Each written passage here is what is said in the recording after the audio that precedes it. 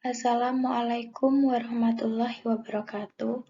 Perkenalkan, nama saya Ayunda Trias Patmadiva dengan NIM 165 dari kelas akuntansi D. Di sini saya ingin mempresentasikan dengan bab manajemen strategi. Yang pertama, definisi. Definisi dari manajemen strategi adalah apa yang dilakukan para manajer untuk mengembangkan strategi organisasi.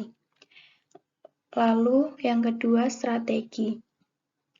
Strategi adalah rencana tentang bagaimana organisasi akan melakukan apapun yang harus dilakukan dalam bisnis, bagaimana organisasi tersebut akan menang bersaing, dan bagaimana organisasi akan menarik serta memuaskan para pelanggannya untuk mencapai tujuannya. Yang ketiga, model bisnis. Model bisnis adalah bagaimana perusahaan menghasilkan uang. Manajemen strategik dianggap penting karena 3 alasan. Yang pertama, hal ini membedakan seberapa baik kinerja organisasi. Yang kedua, hal itu penting untuk membantu manajer menghadapi situasi yang terus berubah. Dan yang terakhir, manajemen strategik membentuk, mengordinasikan, dan memfokuskan upaya karyawan pada apa yang penting.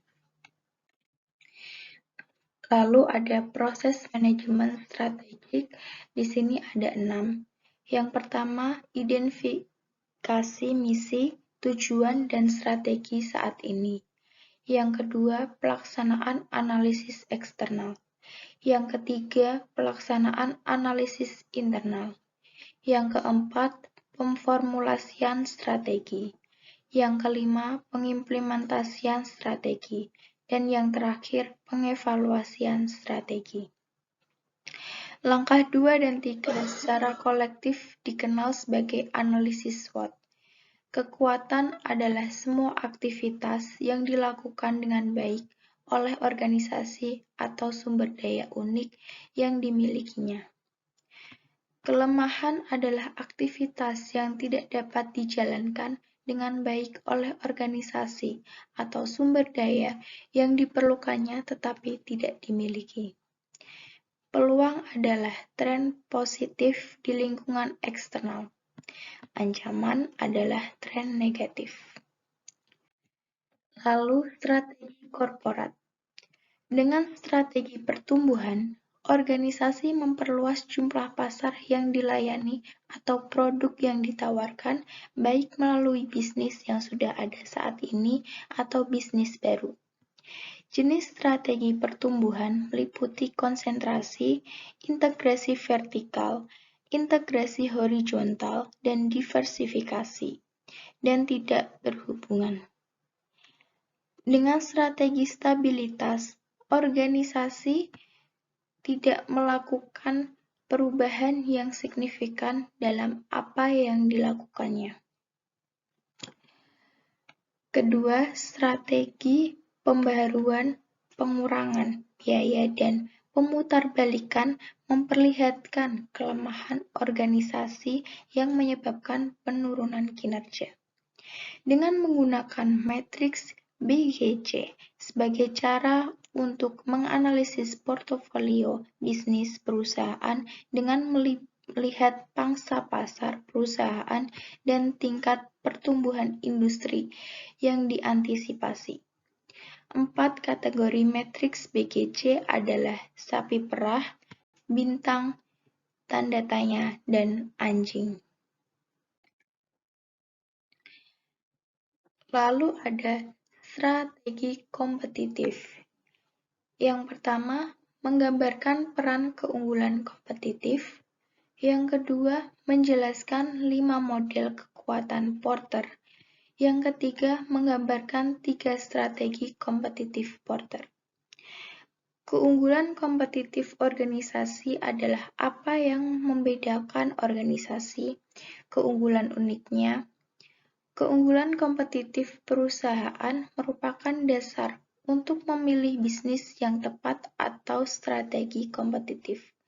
5 model kekuatan Porter menilai 5 kekuatan kompetitif yang mendikte peraturan persaingan dalam waktu industri, ancaman pendatang baru, ancaman produk pengganti, daya tawar pembeli, daya tawar pemasok, dan rivalitas saat ini.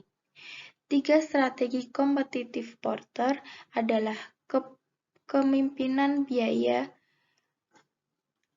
atau bersaing atas dasar memiliki biaya terendah dalam industri, diferensiasi atau bersaingan atas dasar memiliki produk yang unik yang dimiliki secara luas oleh pelanggan, dan fokus atau bersaing dalam segmen yang sempit baik dengan keunggulan biaya maupun keunggulan diferensiasi. Lalu ada masalah manajemen strategik saat ini.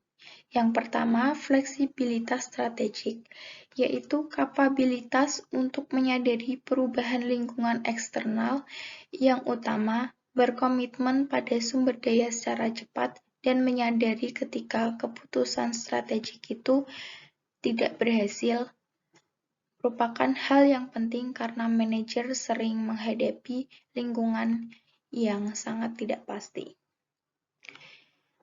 Lalu strategi e-business. Manajer dapat menggunakan strategi e-business untuk mengurangi biaya, mendiferensiasikan produk dan jasa perusahaannya, atau membidik atau berfokus pada kelompok pelanggan khusus, atau menurunkan biaya dengan menstandardisasi fungsi kantor tertentu. Lalu strategi Click and Bricks yang menggabungkan lokasi online dan toko tradisional. Manajer strategi dapat mengambil strategi yang lebih berorientasi pada pelanggan, termasuk memberikan apa yang mereka inginkan, berkomunikasi secara efektif pada pelanggan, dan menerapkan budaya yang menekankan layanan pelanggan. Manajer strategi dapat menerapkan strategi yang lebih inovatif, termasuk memutuskan penekanan inovasi organisasinya atau riset ilmiah dasar, pengembangan produk, atau pengembangan proses, dan menetapkan waktu inovasinya, atau penggerak pertama atau pengikut. Lalu yang terakhir, isu-isu manajemen. Yang pertama, keunggulannya, yaitu manajer mampu menganalisis kekuatan, kelemahan, peluang, dan ancaman dari sebuah organisasi tersebut, dan manajer telah siap untuk memformulasikan strategi yang tepat, yaitu strategi penggalian kekuatan organisasi dan peluang eksternal.